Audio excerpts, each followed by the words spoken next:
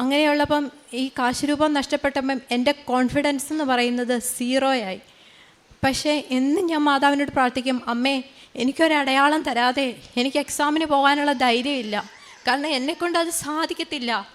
ഈശോയും മാതാവും എൻ്റെ അപ്പുറം ഇപ്പുറയും വന്നിരിക്കാതെ എനിക്ക് എക്സാം എഴുതാൻ പറ്റില്ല, എന്നെക്കൊണ്ട് പഠിക്കാൻ പറ്റുന്നില്ല. അങ്ങനെ ഞാൻ എന്നും രാത്രി കരഞ്ഞ് പ്രാർത്ഥിക്കും, അമ്മേ എനിക്ക് എക്സാം എഴുതാനായിട്ട് എൻ്റെ കൂടെ വരണേ, ഇല്ലെങ്കിൽ എനിക്കൊരു അടയാളം തരണേ എനിക്ക് എക്സാം എഴുതാനായിട്ട്. ഒരു ദിവസം രാവിലെ 3 മണിയായപ്പോൾ ഞാൻ പെട്ടെന്ന് കണ്ണ് തുറന്ന് നോക്കുമ്പം അമ്മ മാതാവ് എൻ്റെ തൊട്ടടുത്ത് വന്ന് നിൽക്കുക, ഈ കൃപാസനം മാതാവിൻ്റെ രൂപത്തിൽ.